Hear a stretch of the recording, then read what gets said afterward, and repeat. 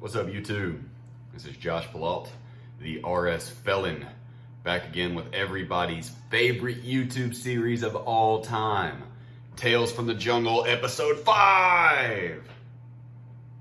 And this is a story that is largely pertaining to some stuff that you can actually read about in my case notes, because a lot of people like to read my case law file, and they stop like 2 paragraphs into it, and then they hatefully copy-paste a bunch of bullshit on the YouTube videos about me and just leave the case law link there as though it's just this definitive evidence that I'm some kind of a terrible person or something when nothing is in context. And they don't even read all the way through it, for example, to the part where it says that no weapons, drawings, plans, journals, or attack plans of any sort were found inside of my home. They don't read that far into the case law file, but they do sometimes read the part that says that various personal notes and drawings were confiscated from me, detailing violent tendencies, and I can't remember exactly what it says. It essentially says that they basically took like a murder notebook from me while I was already in jail.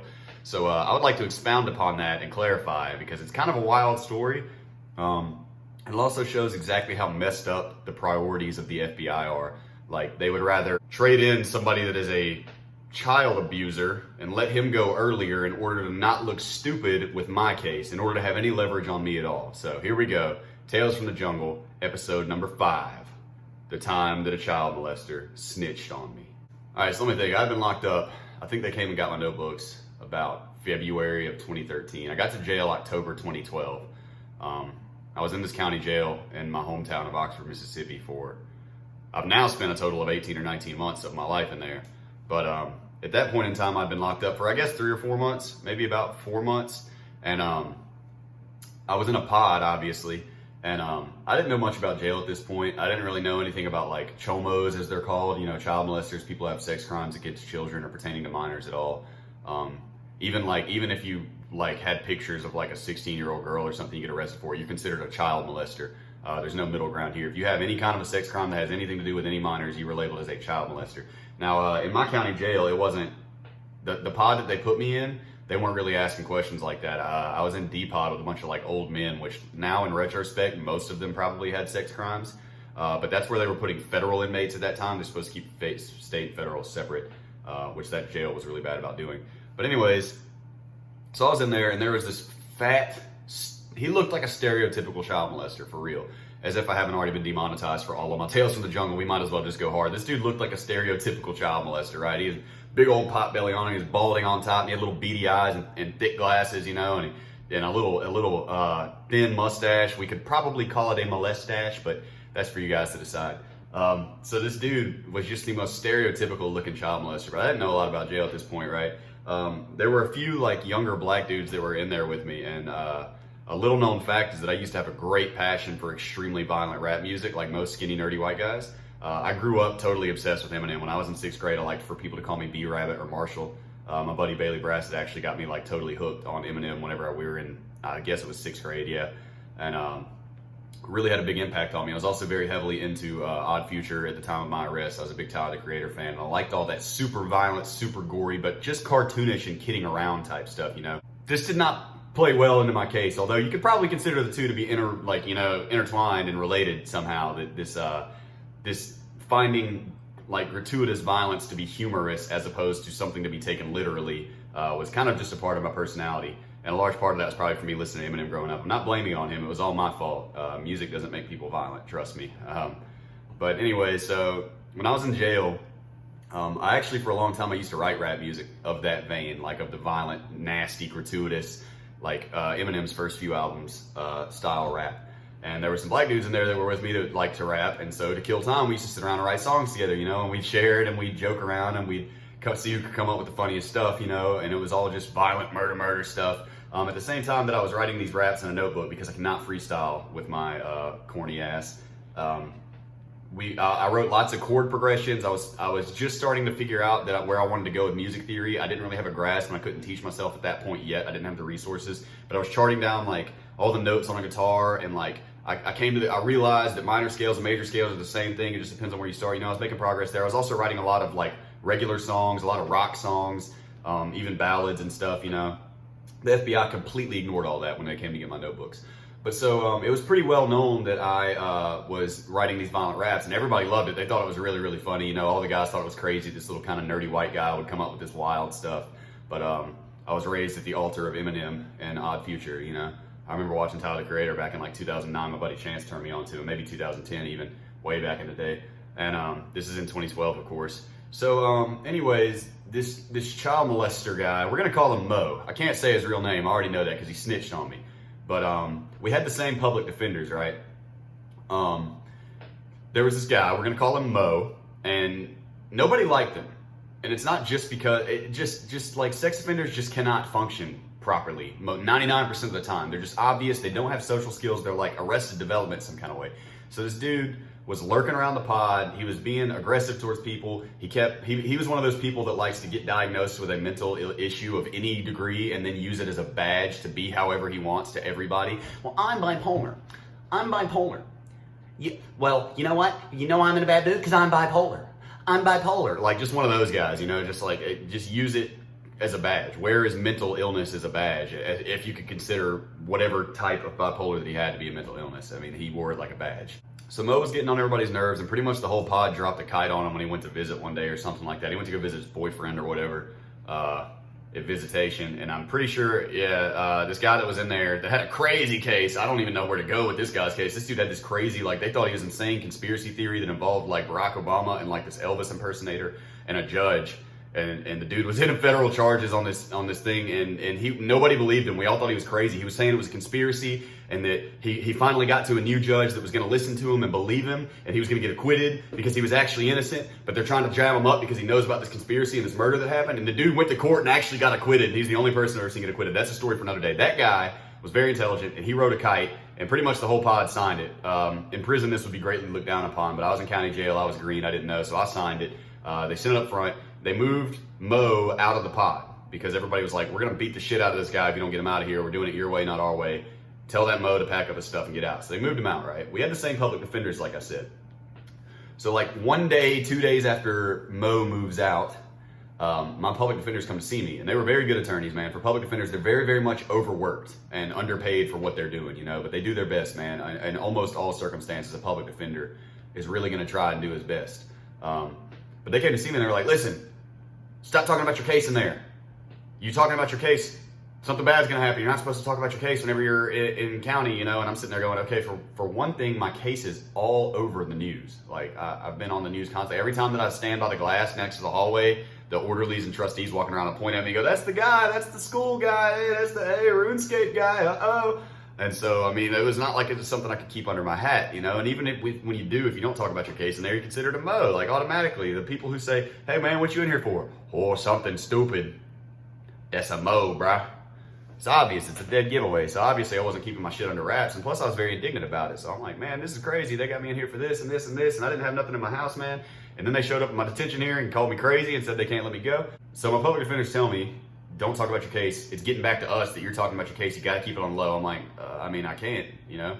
So like 2 or 3 days after the public defenders told me to stop talking about my case, I got in a fight with this middle-aged guy that was talking a lot of trash. I'm very slow to anger. Even in those days, whenever I just turned 20, it's not like I went out of my way to beat up a 49-year-old man, but he was talking a lot of trash and got real crazy. And so anyways, they put me in the booking cell up front in booking where you come in, which is like madness inducing. You're in a cell by yourself, but you get to talk to the people that come into jail, and it's really funny, you know, and a lot of people recognize me when I was standing up front. And even the cops were like, oh man, I remember one prison guard, actually, one of the jail guards, sorry, not prison, told me, I can't wait to tell my kid that I met you. This is crazy. They were looking at your case the other day. But so I was in booking, and I was taking a nap, and all of a sudden, one of the guards woke me up. He shakes my door, you know, and he's like, hey, Palak, get up. We're going to take you up to the library for a little while.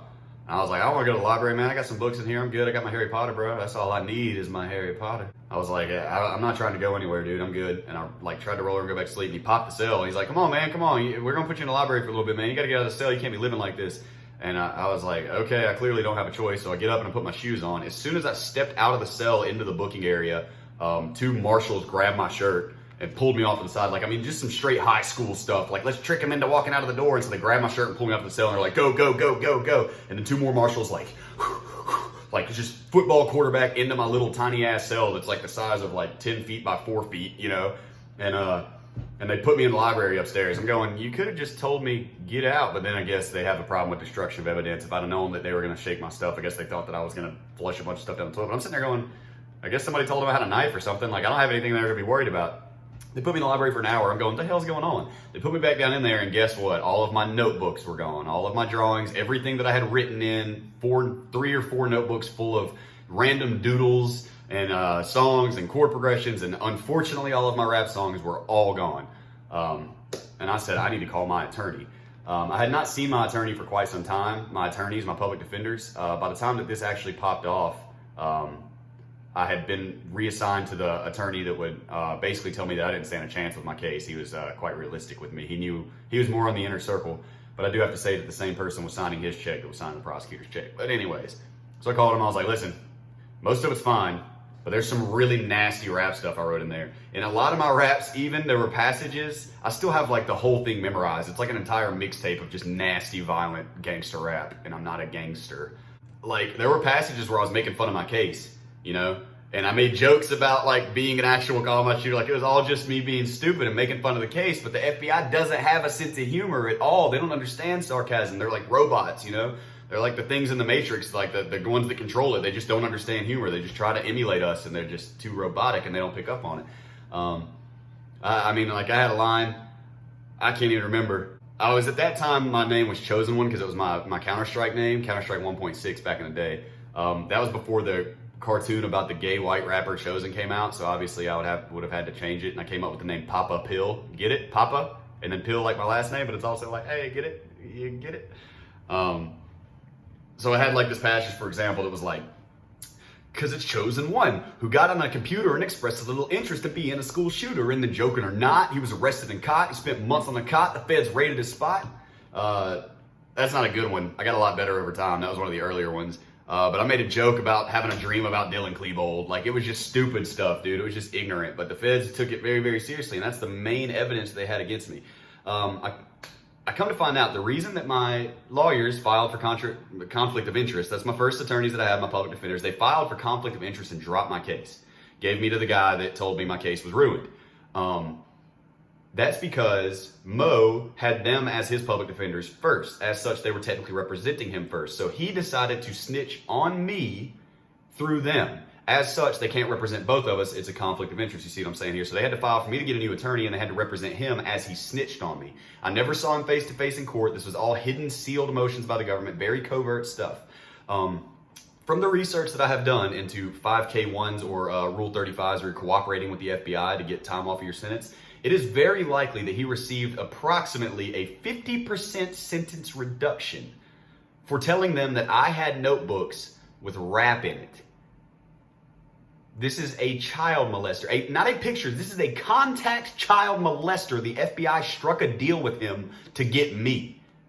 Just let that sink in. Just let that sink in. My case has a lot of layers to it, and you will continue to find out. I promise. I got a whole lot more, not just Tales from the Jungle. There's more facts inside of the Tales from the Jungle that will show you how insane my case was and how crazy the FBI went to get me for a stupid joke.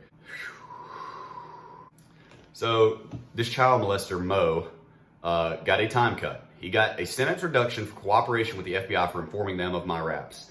By the time that I went to my sentencing hearing, I was coerced into pleading guilty, which in retrospect was a good idea because of the way that the laws were written at the time. I'm not mad at my attorney for suggesting that. I probably would have gotten 15 years if I would have actually taken it to trial. If you attempt to defend yourself and take them to trial, you get significantly more time just for trying to roll the dice because it takes up their time and their resources, and as such, they take away your life. So knowing what I know now, it's probably good that I pled guilty and got 6 years instead of taking them to the box and getting 15. So shortly after they confiscated them, they filed motions for me to get a mental exam. Obviously, right? I'd already had one at this point, and it came back with flying colors. It was my first mental exam with a guy from Jackson. A doctor came down, interviewed me for several hours. I had to do a several hundred question test. He said I was not a danger to myself or others, et cetera, et cetera. They didn't like that. They didn't like the doctor opining that I was not dangerous. So they wanted me to do another mental evaluation. So they filed a motion. When I pled guilty, we accepted it. But when they filed this motion, right, they took photocopies of my notebooks and they went through with a highlighter and highlighted all the offensive or alarming parts to them. And the first 4 pages were solid highlighter. And then I guess their highlighter ran out because they just stopped. But there was one song that I had in particular, the one where I mentioned that I made a joke about Dylan Klebold being in one of my dreams. It was totally sarcasm, of course, because I was playing like I was crazy. It was actually a song called Therapy Part 1. It was based off of one of the Tyler, the Creator songs where he's like having a back and forth with a therapist. So this was a back and forth with me and the therapist, fictional therapist, obviously, where I'm doing the voices back and forth. And it was like a hip hop version of me talking to a therapist. And it was a metaphor for like how this hip hop was getting things off of my chest and helping me figure stuff out of my mind and just writing it on paper. This is where I first got addicted to songwriting. I transitioned away from rap and haven't written in years, but I was very much into it at that point in time. And in this song, right, I had a line, and this is kind of a big out to somebody that I love, but I know she's not gonna mind. I had some lines where I said, let me think. Like the song starts, and the doctor's basically telling me to start with my life and to talk about issues, you know. And so then I start, and I'm like, okay, where to begin? I'm tall and thin. I almost failed every single grade I was in. I like to drink and think about murder and sin, and on a whim I'm liable to punch a bitch in the chin. But not bitches like females, no one never hurt them. My mom seems to have a preference for women over men, right? This whole page was highlighted, except for where I said, not bitches like females, I never hurt them. They didn't highlight that, but they did highlight where I said, my mom seems to have a preference for women over men. I guess that was more offensive in deep South Mississippi to them than the concept of me. So anyways, as I'm sure you can imagine, if you highlight everything except for one sentence, you basically highlighted that sentence. So they're standing out and all that's shining glory on the page is me proclaiming that I don't hit women. They definitely tried to gloss that over, I guess. But that's just a prime example of it. They misquoted my lyrics repeatedly, not only in their motions, but also in court. They misquoted them intentionally and made it sound way worse than it was. They said, he refers to shooting teachers. He said, I'm gonna fucking shoot teachers. That's not what I said. I could repeat the passage here, I guess, but it'd probably get demonetized like immediately, and I'm already cutting it close with all the demonetization because these videos are just not YouTube appropriate, I guess. So they misquoted me repeatedly. I actually had a whole song where I was talking about these people surviving gun violence, and I had a passage where I said, somebody got shot in the head, they survived, they're alive, they're supposed to be dead. Humanity is beautiful and strong, but at the same time, we're fucked up, corrupt, and stuck up in my own mind. And you got guys like me who say offensive shit just to piss people off and get a rise out of it, but then I turn around and donate to charity too to try to make the world a better fucking place for these fools. But then I land in jail for months on end because I made a stupid joke and went too far again. They read the sentence before that, where I said, this is right after the Newtown massacre that I wrote this, and I said, last month some dude named Adam up in Newtown tore the wings from 20 angels and they crashed to the ground because I was very sad about the massacre. Tore the wings from 20 angels. They said, I guess you're talking about Mr. Lanza up there in that Newtown, aren't you, buddy? And I was like, yes, that's exactly who I'm talking about. I was lamenting it. And then the rest of the phrase is me saying I wish gun violence would stop and that I donate to charity, that I try to be a good person, and that like, oh my God, but they didn't want to hear any of that. When I pled guilty, we went for my second mental evaluation, went for 90 days intensive mental evaluation at an actual federal prison. You'll get tales from the journals from there soon, trust me. But this was more to highlight how the FBI struck a deal with a child molester, a convicted physical contact child molester, in order to get some leverage over me. Because that was basically the crux of their case. The things that they said and did to my ex-girlfriends to make them testify, and which was absurd, and I know what happened with them now, and I'm not mad at either one of them, trust me. I don't stay in contact with them, but I'm not mad. They were basically forced into doing what they had to do, and I couldn't say that if it wasn't true. Just saying. From what they have told me, if what they told me is true, they basically had no choice except for to lie about me. I'm cool with it, I understand, and I forgive them. So don't be coming at me with all that, oh, your ex-girlfriend's testified, bro. You don't even know the half of it. And also, the rest of what they had was simply my raps. And I had a good 11 or 12 of them, you know, some very offensive stuff, and it was entertaining to me, and we all got a kick out of it. And people used to give me a Snickers or something like, hit it again. Hey man, I'll throw you some Jolly Ranchers. You hit it for my homie over here, man. Hey, you know, and not leaving it on my pillow before you guys go there. Just like, hey man, hey, I'll throw you a couple stamps, man. Hit that song for this dude real quick, man. And so like, all right, man, I got you, dude. And then I'd hit it, and they'd be like, this little white dude is fresh. What the hell? So, yeah, that's the kind of tactics that the FBI uses, man. If there's enough interest, I guess I could do a rap song or something. I think that my mother-in-law would be mortified, and possibly my wife as well. But I would definitely not put it on YouTube. I'd put a link to it on YouTube. And then we'll see where it goes from there. But anyways, everybody, everything's going great. We just hit 30,000 effing subscribers, everybody. We just hit it. We just got done with it. Just yesterday I saw it. I have another song that I'm probably going to release. As a matter of fact, you know what? I'm deciding it right now on the spot. Bad singing, bad beat. It's a song called Screens. It's about the way that I perceived the world when I got out of prison, and the way that everybody was addicted to their media. I'm still fully addicted to computers. I play video games many hours a day. I'm always on my phone, but mostly I'm surfing my YouTube comments and trying to comment and respond and stay active with people who are doing that. So I'm gonna release a song for 30,000 subscribers, guys. We're gonna release a song. It's called Screens. I'm gonna put it on my SoundCloud here shortly.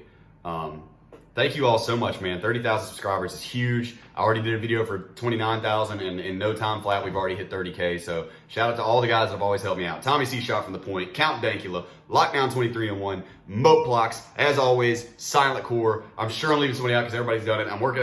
Should have a video in the working soon with Chrome, the old school RuneScape YouTuber, man. It's gonna be awesome. Thank you guys all so much for the love and support, man. We're gonna do this song. Don't make fun of me. But the lyrics are important to me. It's about the way that I perceive the world pertaining to this new, just like we're cyborgs now. And it's called Screens, and I'm sure you can fathom the meaning of that. Sorry this video was a little longer than usual, man. Twitch is going good. My Twitch is www.twitch.tv. I don't know which way to move my finger. /JPalalt. That probably didn't work very well, but whatever. Follow me on Twitch, man. Links are in the description. We got all the good stuff. We got the Insta, we got the tweet, we got the MySpace. All right, we don't got the MySpace, but got all the links down below, man. Thank you guys for the support. This was episode number 5 of Tales from the Jungle. Your favorite YouTube series. Tell your friends. Be sure to share it. Post it on your Facebook page. This guy's crazy. He's a little skinny, nerdy white guy, and he went to prison for a long time, and he's got some stories to tell. Thank you all for the love and support, you guys. I love y'all. Go check out the song on my SoundCloud. It's going to be in the link below. It's not great. I did it in a few hours. Audio's a little shaky, but you guys know how I am. I'm working on it. I love y'all, man. Y'all have an excellent day. Beautiful, beautiful day. Much love, and stay free.